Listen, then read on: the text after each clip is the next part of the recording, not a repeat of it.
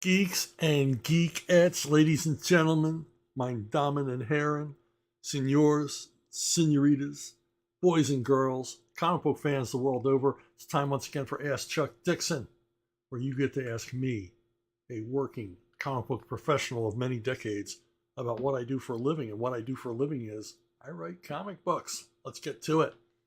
Comics Gatekeeper asks, I've recently been experimenting with trying to emulate the compressed storytelling of older comics, so definitely no wasted panels. Do you think comics might benefit from a few more books like that?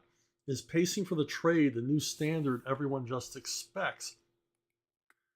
Well, I mean, there's something to be said for, rapid fire, no BS, no decompression in your stories. But at this point it has kind of a retro feel because we've gotten used to the more what I'm going to call deliberate pacing. I mean, when it's written properly, a long form comic book story, be it a trade or a graphic novel, there's deliberate pacing. In other words, everything happens for a reason. If the story slows down or the storytelling becomes more cinematic for a few pages, or there's a character moment, that's all to the good. That said, for too many writers, particularly in the 90s when, DC was directing all of us writers, and I believe Marvel was doing the same thing, to think about the trade, keep the trade in mind. In other words, don't have a 3-issue arc and a 4-issue arc, because that's not going to fit in a trade. Got to think in terms of 6 issues. So thinking about the trade in the writer's mind became writing for the trade, which I don't think was what the editors intended. And so comic writers started to think of how they wrote comics differently. Myself, I realized I still had to deliver a satisfying monthly read in each of the titles I was writing at the time. Nightwing, Detective Comics, Birds of Prey, Green Arrow, occasionally Catwoman.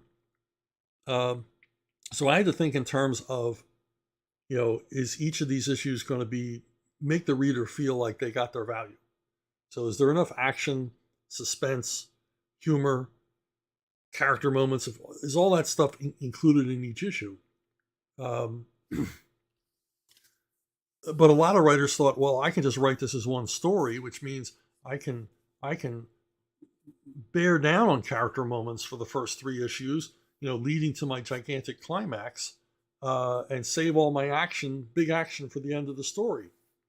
Well, that means you're going to have 3 to 4 issues with not a whole lot going on, just a lot of setup. And nobody wants to read setup, especially when they realize that's what they're reading is setup. If you're going to do that much setup, you better have one hell of a twist in the tail at the end of that story. I think my formula and the formula that other writers worked in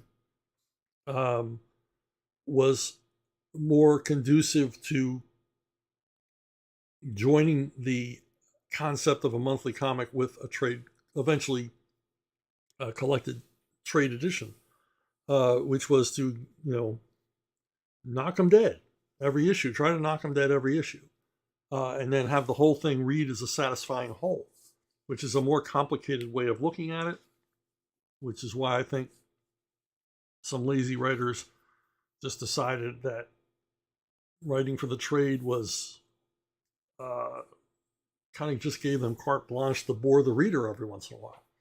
It's something I never want to do. I never want to bore the reader because they'll stop reading.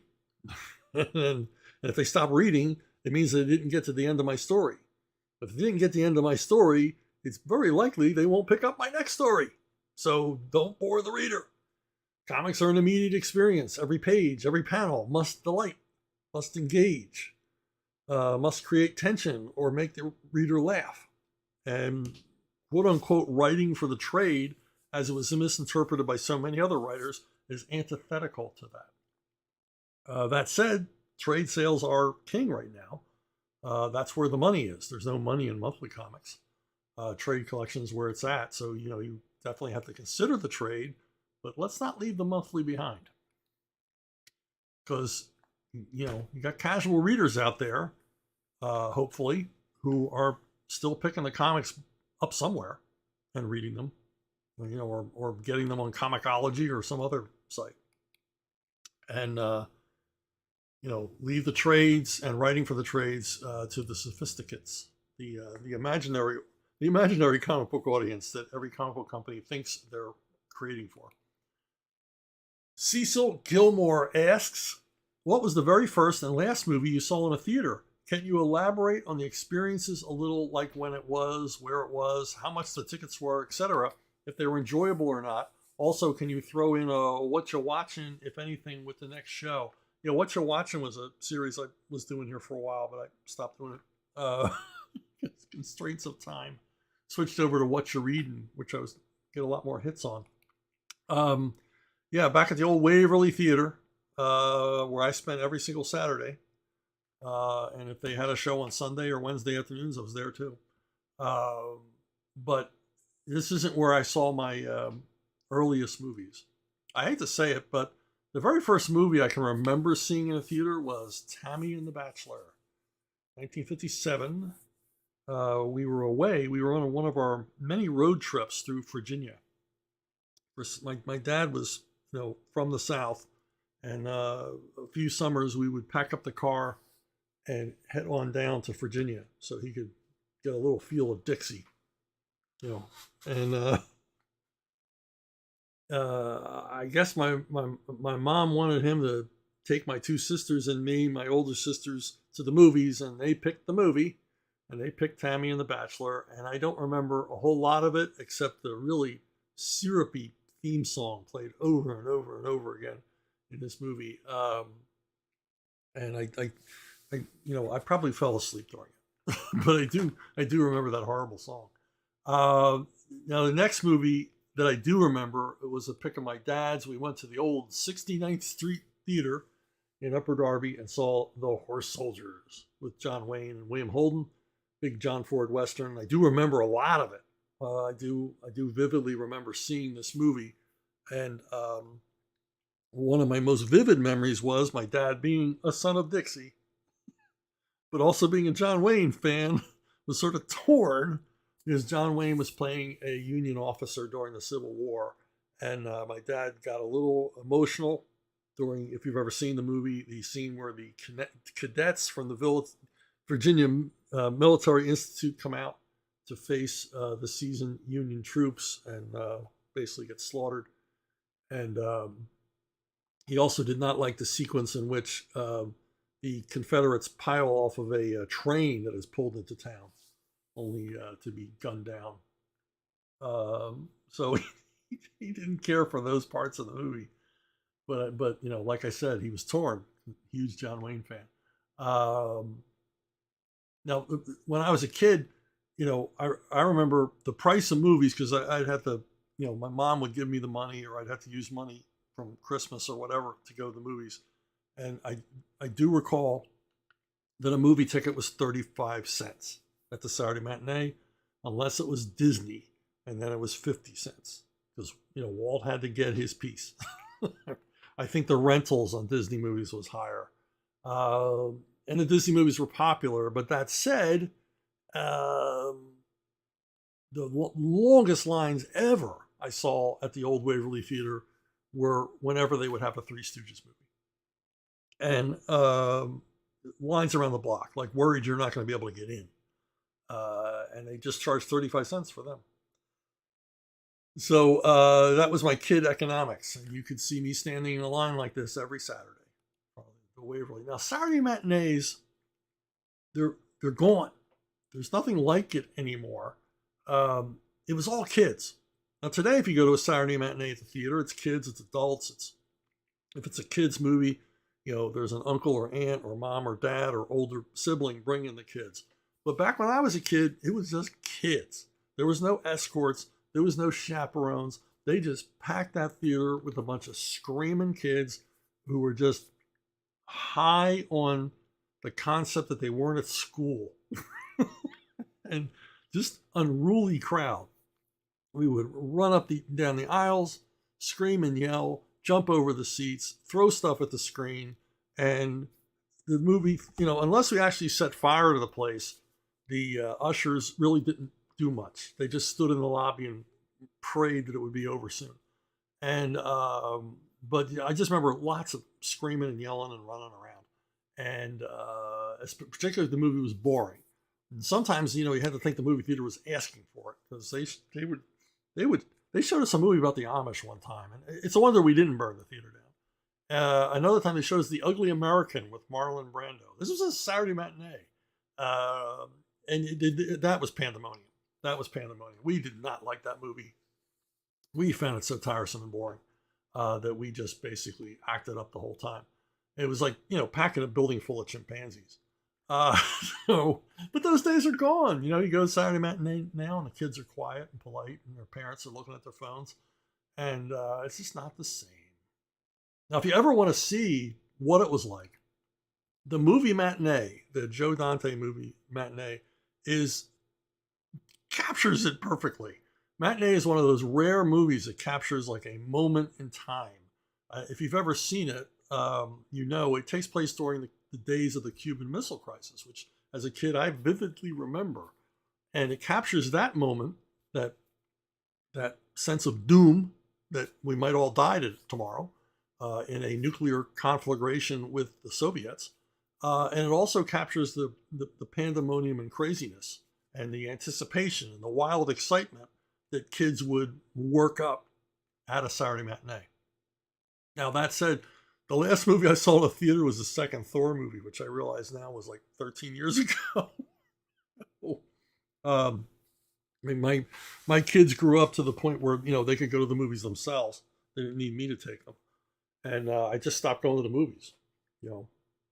I got my own super audio set up and on a big screen, and my Blu-ray and 4K and all the rest, and I'm happy with that. So no more movie theaters for me. I didn't even go see Napoleon, which I thought I might. So there you go. Ryan Wilson, is the Marvel method used anymore at the big two, or did they stop using it? Maybe it evolved to something else? When the Marvel method was being used, did DC start writing their comics using that method because of Marvel's success? The Marvel method is, for those who don't know, it's not full script. A full comic book script looks very much like a screenplay. It goes panel by panel. All the dialogue, sound effects, art descriptions are all there. Everything's broken down in words for the artist to follow or to use as a springboard. A lot of artists make changes, and I'm cool with that. As long as the comic looks good, as long as they make me look like a genius, I'm fine with whatever they do. But when Marvel began to expand its titles and everything else, the workload fell on Stan Lee and his brother Larry, and the workload was too much. There were too many titles coming out.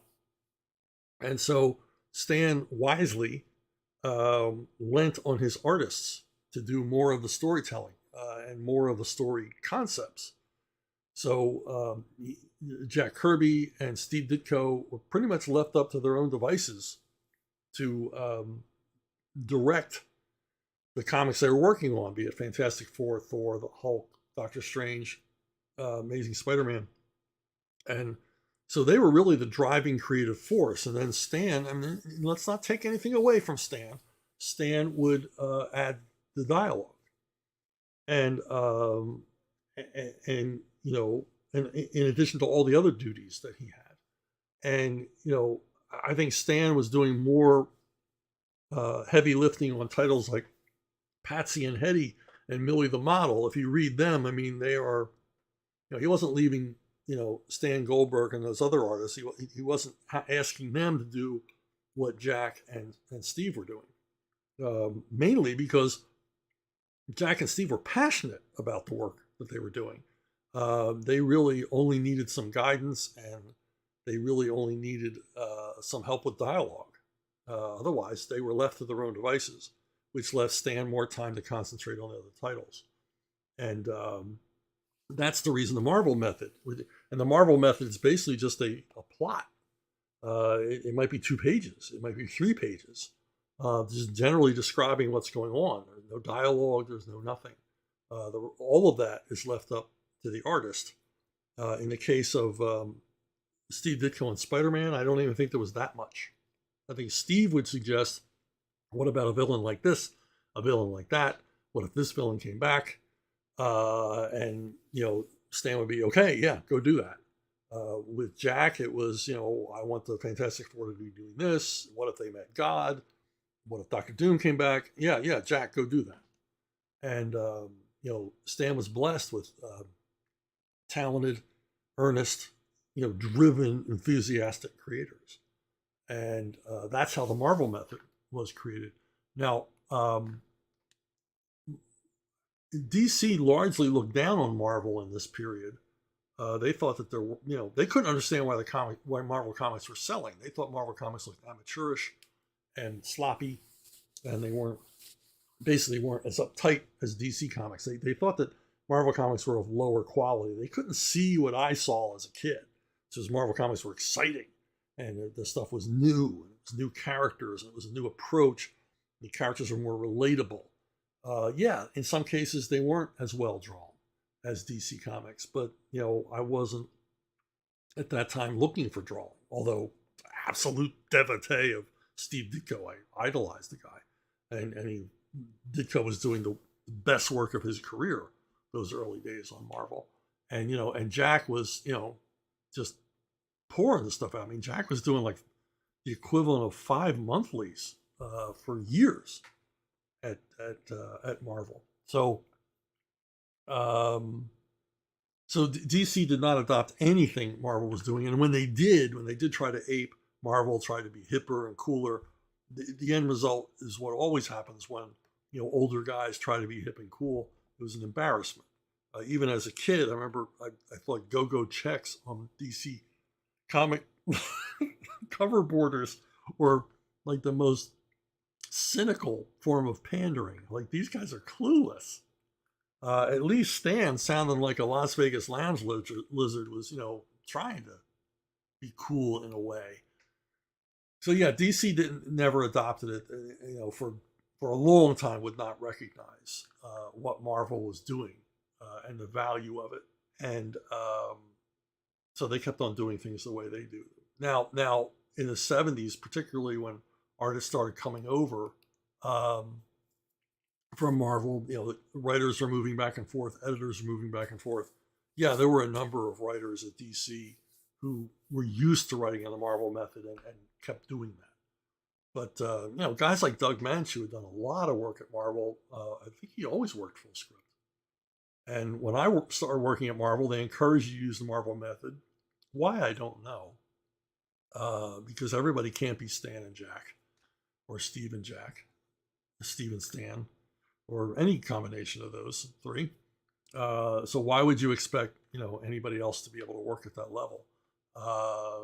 But I quickly convinced all of my editors to let me go full script because it's a better end result. And in the end, the artists are usually the ones who said, yeah, I prefer the full script. I'm not having to think about all of this stuff. Chuck's working it out. He's blocking the story out for me, but leaving me room, for what I do as well. Being flexible, and I'm all about collaboration. It's a collaborative medium. The writing and the art are equally important. So there you go. Yeah, DC did not want to adapt anything Marvel did because they just looked down their nose at them. Andrew Schweitzer recently read a list ranking every year one Batman comic. Your Detective Comics annual from 1995, along with a number of other stories, made the list. In particular, they noted the story, quote, has just the right amount of camp, action, and most importantly, it's somehow missed by plenty of writers, riddles. I'm really curious about how to write a good Riddler-esque story. Do you start at the end with the solution and work your way backwards to form the question, or is it another formula entirely? Every Riddler story is, and every mystery story where the resolution. I tell this to people all the time. They come up with the concepts for a mystery. What if this? And it's generally some variation on Rear Window. What if somebody accidentally, taped the murder? What if somebody accidentally saw a murder from a Zeppelin? Whatever. And it's like, okay, but what's the mystery? What at the end, what do we learn that we didn't know before that clues us in. And most people don't do that. They don't know where to go from that inciting incident. That's why mysteries have to be worked backwards. And, I was really pleased to see the Riddler annual on that list. Or I should say Detective Comics annual on that list. Yeah, Riddler stories, you got to start at the end. You got to know, you got to figure out what crime the Riddler wants to commit and then write riddles leading to it. And ideally, and this is the tough part, ideally leading to the crime if you answer the riddles correctly, or leading you away from the crime, possibly into a trap if you answer the riddles incorrectly, which means you're going to have a boatload of riddles with two possible answers. And that's heavy lifting. And this is why most writers don't include riddles in their Riddler story. They just sort of concentrate on something else. They make the story, quote unquote, character driven, which means they didn't bother with the plot at all.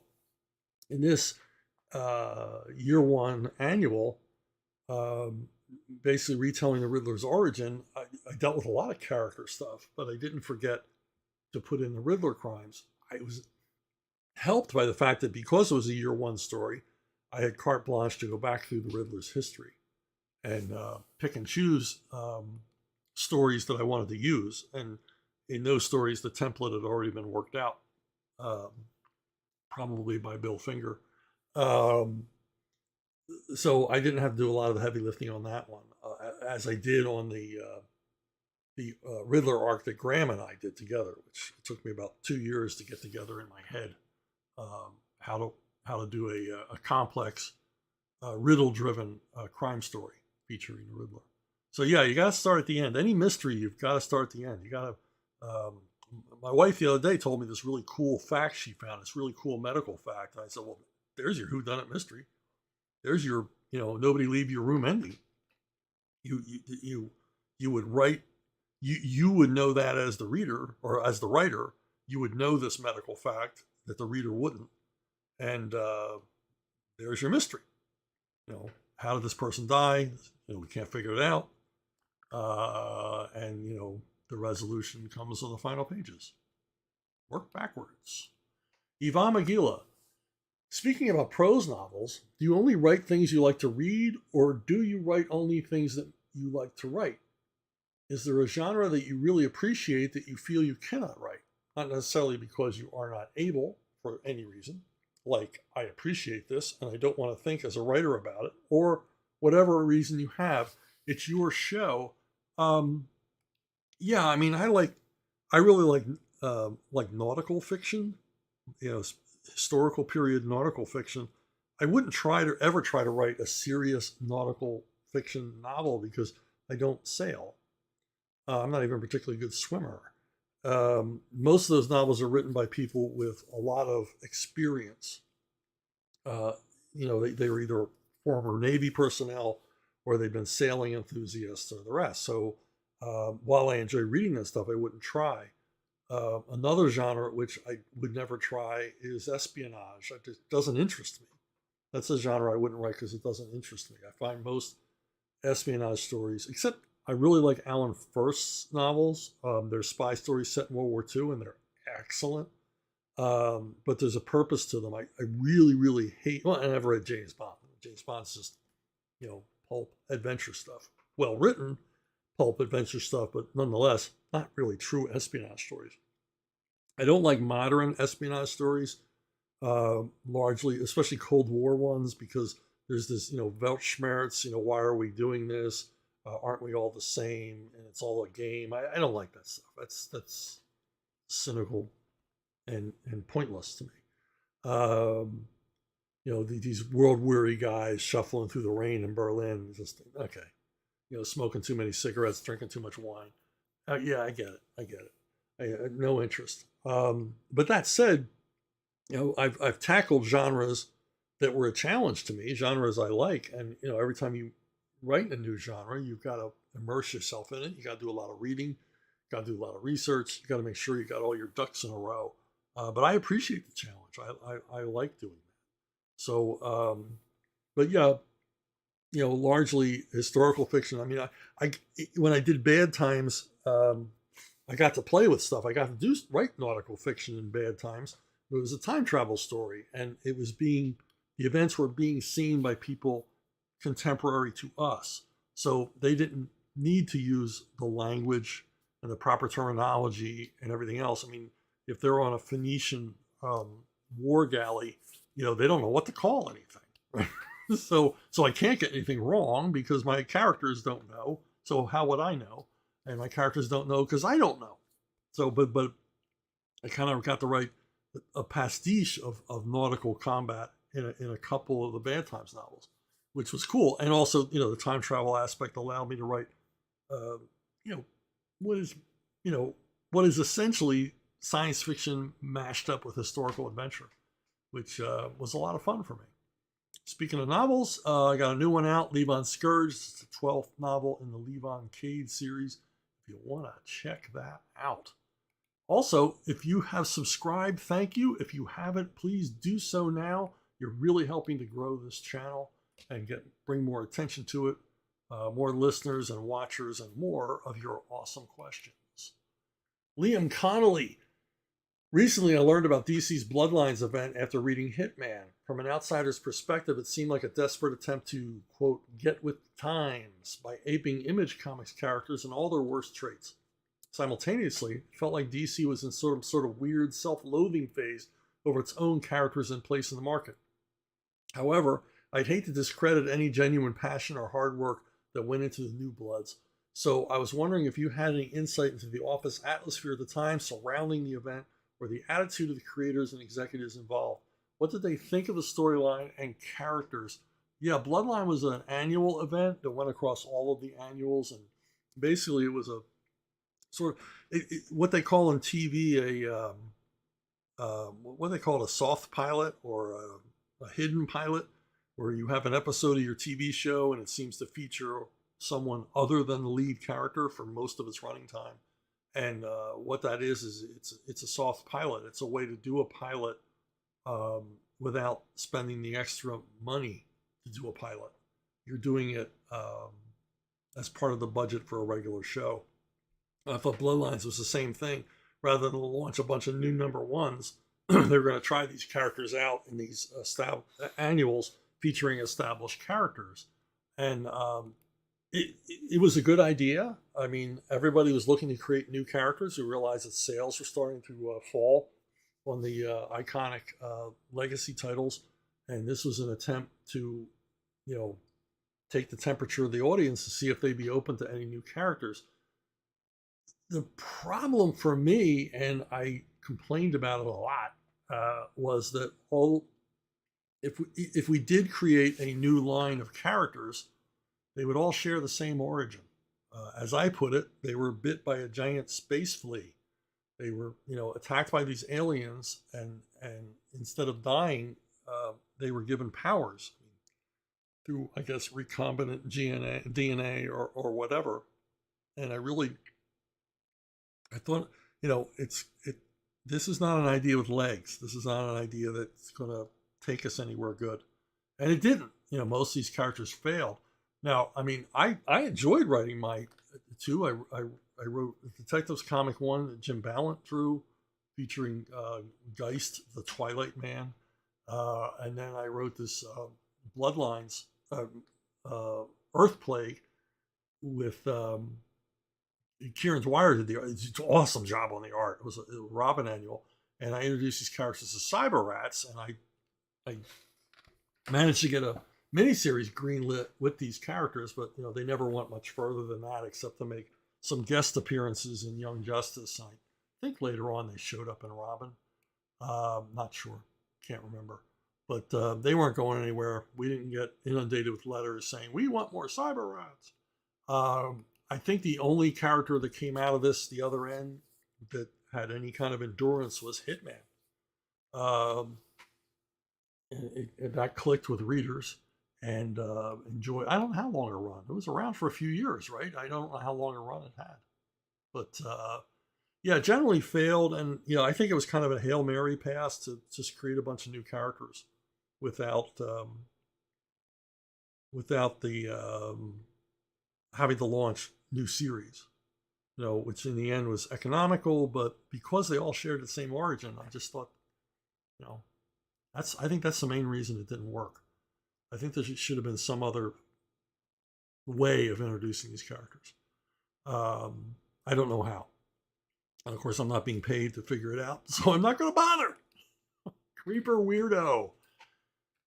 I tried to look up collections for G.I. Joe, but the ones I found were crazy expensive. If I want to get into G.I. Joe, where do I start? Yeah, I don't follow the prices of back issues on G.I. Joe, and where to start on G.I. Joe? Oh my God, it's this decades-long franchise with hundreds of issues from different companies and different artists and different permutations and all the rest of it. Where does one start?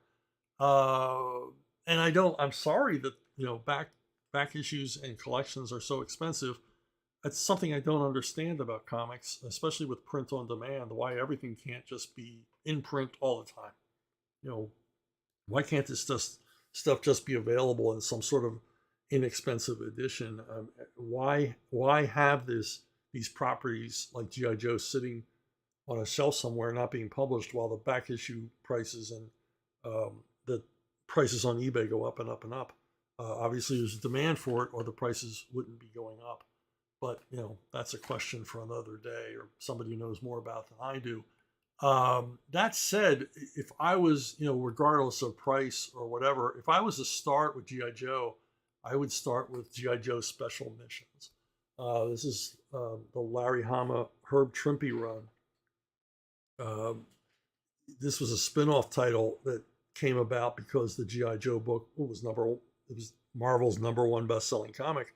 It was a phenomenon when it came out, so they spun off this second title, and which are largely standalone adventures, largely B-team G.I. Joe members who didn't get enough limelight in the regular title, and they are just snappy, fast-paced military fantasies, and as good as Larry's writing is in general in G.I. Joe, I think these are standouts. I think he really got into this title even more than he did the regular monthly, which is something to say because he really was into the regular monthly and still is. He's still producing scripts for ongoing G.I. Joe Real American Hero comics after all these years. Hey, a twin spin for Creeper Weirdo. Why not? Is there any independent comic that you love but you can't explain why? Well, there's not any one that I can't explain why, but I'll tell you, I'm a big fan of Jay Stevens' work. He does these comics that, sort of retro throwback kids comics that are kind of written for adults. But in some cases, truly written for adults. But in some cases, they're kid friendly enough, but I think that their prime audience are adults. And I just love his art style. I love his sensibilities. I love his. I just like everything about them. They're fun to read, and he has a new. I just discovered this the other day, thanks to one of you folks out there emailing me. That he has a thing at Kickstarter. I'll try to provide the link below. It's a Kickstarter campaign that brings back Gold Key Comics, and he does a series of 6 comic books featuring Figgy Furthermore, or Spirit Guide Dog, which I don't know anything about, but I want to know more. And the pages look terrific. It's a throwback retro kids comic feel to it, and I can't wait to read these. I haven't been this excited about a Kickstarter campaign in a while, and I'm delighted with when anybody can use their craft to their fullest extent. And here Jay is apparently given the freedom to just go wild, and it's a successful campaign. It's funded, so it's going to happen. But if you like this kind of stuff, I suggest you go take a peek at it to see somebody working. At the height of their powers on a project they so obviously love. Joshua Ignatowski. It's shaping up to be some exciting times we're living in, with Eric July having released his new Rippa Send service. Could you please get your perspective as soon as both a seasoned comics pro and a Rippaverse insider as to how Rippa Send will positively impact the comics industry for both the present and the future and the opportunities it opens up. Well, I can't say a lot about it because it's early days and we're still figuring stuff out. It's on a project by project basis. My impressions are, and I think they are shared impressions with Eric, that it's a kind of a Eclipse Comics or Epic Comics creator-owned deal. But Eric's laid out terms in broad strokes to me, and he's improved upon the Eclipse deal. It's certainly an improvement upon deals offered by other companies, including Image, and beyond fair. And I've already got a project lined up with him. I'm probably already said more than he would want me to say. But it's an exciting time. You're right. It is an exciting time because this is going to give a lot of creators who are, who haven't reached an audience, or they're underemployed, or who have an idea and they've had trouble bringing it to market. This will give them that boost. This will give them that venue. And I see big things for it. I see big things for it. And I think it'll be hugely successful. And also, the most exciting part for me is reaching new readers, getting this stuff out in front of new readers. Because right now, Eric has he's got the juice, he's got the push, he's got the lightning in the bottle. Something's happening there at Rippaverse that's going to revolutionize how comics are done, or at least evolve how comics are done in this country, past the malaise we've been in for decades. And I'm excited for it, and I will be a part of it, and hopefully a big part of it down the road. It's a creative goldmine, potentially. David Jordan, do you think with the Death of Superman storyline, it would have been better if they had Superman and Darkseid kill one another than to have invented a big unstoppable monster? Do you know why they decided to make a new monster be the one to take him down instead of an established character? I guess they wanted a new villain. I like your idea of Superman and Darkseid killing one another. That would have been cool. Not to take anything away from Death of Superman. It's a marvelously constructed, huge, franchise-wide event that enormously successful. It's one of the driving reasons we did Nightfall, because DC wanted the same kind of same level of big blockbuster event for Batman. But in creating Doomsday, I don't know. I guess I don't know if they had any plans for him after this. It doesn't seem like it, does it? Because they didn't put the kind of work into building the character. I mean, he's a big brute. He's a monster, and there's no relating to him. There's no. I mean, I'm not taking anything away from the story. It's an incredible saga, and it's very exciting and suspenseful, and lots of action and lots of heart to it. But I don't know why they didn't spend more time on the bad guy. And this is something that drove us when we did Nightfall, and I was the biggest proponent of. Denny wanted a new villain as well. We really needed a new villain for Nightfall. But I was the one who was most concerned with the fact that for Nightfall to work, Bane would have to be adopted by the readers. They would have to like this character. And, that was my biggest concern. And so, that's why Graham and I sweated so hard to make this guy interesting, to make this guy a character that the readers would want to see again, that he would be, he would join that rogues gallery of arch nemesis or nemesi, or however you pluralize that word. And, because we didn't want happening to him what happened to Doomsday, which was Doomsday was pretty much, retired, forgotten at the end of that whole storyline. Jason Manning, I'm wondering if you have any recommendations for comics that might suit a small child. My 4-year-old son knows how to read, a benefit of homeschooling. Good for you. and I'm considering introducing him to the medium. Well, I can tell you, I'm no seer, but I can tell you what my kids liked to read, and you kind of have to like show them everything or expose them to as many comics as you want and let them choose, rather than say, "Hey, read this; it's good for you."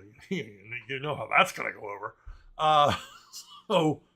Um, my oldest really didn't get that much into comics. He read them, but he didn't really get that much into it. But my youngest did, and he really liked Mutts, the comic strip Mutts, from a young age.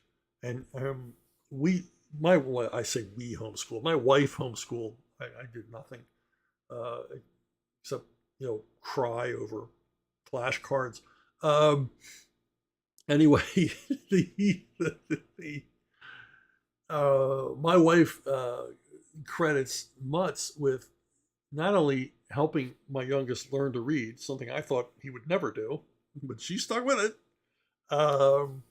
But he's an enthusiastic reader. He reads a lot to this day. And if you know anything about educating kids, if you know anything about reluctant or difficult readers, you can teach them to read, but you ain't never going to teach them to like to read.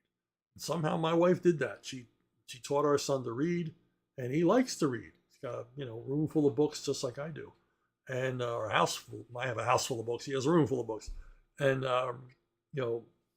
he's a voracious reader of comics and novels and all the rest. So yeah, Mutts, and Mutts, it's stories. The comic strip, it's like little stories served in little tiny portions. The characters are cute. It's not pandering at all. It's a very smartly written strip, but there's not any like difficult concepts to overcome and all the rest of it. And the characters have their own way of speaking. It's just the fun. And my youngest really was attached to Mutts. Another thing he really liked as he got older was Gru. And yeah, Gru runs around, swinging swords and stuff like that. But it's kid friendly. There's no death or real destruction. It's slapstick humor. And yeah, my son really still, as a grown man, still is a big fan of Gru. The one suggestion I might make is Cinebooks is publishing the Marsupilami books, and again, like Mutts, features a cute animal. Kids love cute animals, be they boys or girls, and they're fun. Once again, they don't pander to the kids. The story concepts aren't that complex. And there's lots of action and funny characters, and a lot of it you can follow. It's so cinematically told that even for an early reader, they can follow the story even if some of the words are either beyond them or they figure it out in context. You know what I mean? That's the beauty of comics helping kids to read is, they're reading words and then there's context. The visuals are the context. So, I remember when I was reading comics, I was able to figure out, I figured what this word means based on what's going on in the picture. And I really think comics should be used more as an educational tool for kids. I would stay away from any of the graphic novels and stuff that are particularly aimed at kids. You see them on end caps at Target and at Sam's Club and places like that. And because they're really bad. I recently looked through a bunch of Five Nights at Freddy and stuff like that. And I realized these things are popular. They're not good comics. There's no backgrounds. They're poorly drawn. I don't, man, I mean, if these are bestsellers, what the hell are DC and Marvel doing? They could create better stuff than this. They could be competing in that market, but they don't. So yeah, I would stay away from, what passes for graphic novels to kids now, because it's pretty miserable material. I mean, you want your kids reading good stuff. Speaking of good stuff, why not check out My Sister Suprema? It's a comic aimed at kids by me and Anthony Gonzalez Clark, and it doesn't, we're not pandering. We're telling a fun, action-packed story. And yeah, it's My Sister Suprema, and your little boy Mike, I don't want to read about a girl. But the story's really about Randy, her little brother, and his frustrations with having an older sister who is a superhero.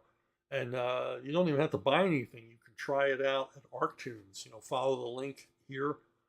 Go to ArcTunes and check out a whole bunch of episodes of My Sister Suprema. If you like it a lot, you can go over to Amazon and buy issue 1. Issue 2 is being put together now. So you can have print versions too. How about that? Power of Grayskull. I'm an aspiring creator with several characters, titles, and stories that I really believe could be successful. But I have no idea how to actually copyright these things. Internet searches seem to show only what appear to be very sketchy copyright help services. Of course they do. Everybody's got their hand out on the internet that appear to be just scams to get at your wallet. Yes, sir. Yes, indeed. You do have the power of Grayskull.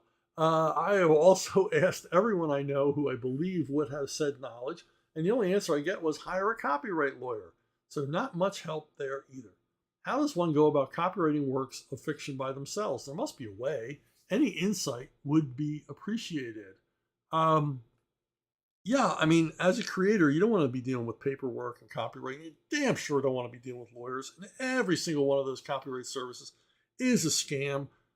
You know, in the 50% of the time, you will end up with copyright. 50% of the time, who knows who ends up with the copyright. And it'll cost you money. It'll cost you more money than you need to spend to get your stuff copyrighted. There's a number of ways to copyright things. There is what is called the common law copyright. And this has a long history in comic books. In fact, when I did research, I didn't realize how long history this had. If you have an idea that's just burning a hole in you, if you're having one of those ideas where it's like, boy, if I don't get this copyrighted, somebody's going to do it before me. It is so high concept and wonderful that I got to get it out there. You can publish what's called an Ashcan edition. And these are editions that, you know, they're black and white covers, as you can see here. And it contains all the material that you want to copyright, the character situations, all the rest of it. You know, it could be your first issue of your comic or whatever. Certainly your title, all the rest of it. And you publish a few hundred of these. You know, you can go over to, Kinko's and publish your Ashcan comic, and you offer it for sale, and maybe you sell a few through the mail, or you sell a few through the mail. Listen to me. Or you go on the internet and sell a few, give them away to friends, sell them at a convention, whatever. You get them out there in the market. Or just take them and throw them all away, except for the 2 copies that you send to the Library of Congress. And as long as your copyright is there with the copyright, the year, your full name, it's copyrighted. You're protected. It's a common law copyright. It can be challenged in court, generally not successfully. But all you got to do is you got to get the date on there, and so you're ahead of the market with your absolutely brilliant idea, so that it doesn't get stolen by somebody else. And that's a common law copyright. And other than the cost of the printing, it doesn't cost you anything. And you can see, as you see, it's been used for decade after decade in the comic book industry to basically get to market before everybody else and get your stuff copyrighted. Now, the other way is to go to the U.S. Government Copyright Office. And you can go online and you can copyright the work online. There's a nominal fee. I copyrighted something recently, and I can't remember how much it costs, which is an indication of how little it costs, because I don't remember. And you go there, and they basically send you a piece of paper saying, yep, you're copyrighted. And you're all set, and you are off to the races. And that's probably your best protection. Another quick and dirty way that doesn't cost much, I think it's like $25, is to contact the Writers Guild of America. Now, if you're on the East Coast, you want the Writers Guild of America East. And if you're on the West Coast, guess what? You want the Writers Guild of America West. And you either go on their website or call them on the phone and say, I have a property that I wish to be protected by the Writers Guild. And they give you directions, and it's as simple as can be. You take your property, be it a comic book, a movie treatment, a screenplay, whatever, you put it in an envelope, you seal it in a second envelope, and you send it to the Writers Guild with the form you filled out and your payment, and they date that envelope, and they put it away in their files. And I think they hold it for 10 years. And so if anybody ever tries to steal your idea or challenge you or whatever, you just turn to the Writers Guild and say, hey, this guy's ripping me off. And you know what? You don't have to do anything after that. The Writers Guild pulls that file out and says, hey, he handed this and we registered this 2 years ago. So that lying son of a bitch, we're going to take him to court. And the Writers Guild handles it from there and protects your property. So there's a number of ways to do it. That, don't go to a lawyer, don't go to a service, go directly to the government, go directly to the Writers Guild, or do the ashcan yourself. And if you do the ashcan, if you do the common law copyright, it's best to follow it up with an actual copyright. But those are the quick and dirty ways to get this done without spending a fortune. And good luck. You sound like you've got a lot of faith in your project, and that's all you need. All you need is that what I always say, and what I have, is that mix of confidence and ignorance, and you can move mountains. So I kid you not. I am not having fun at your expense. That's what a creator needs. You can't think about the odds against you. You just got to go for it, because you never know that you might create the next big thing. So okay, hey, free comics.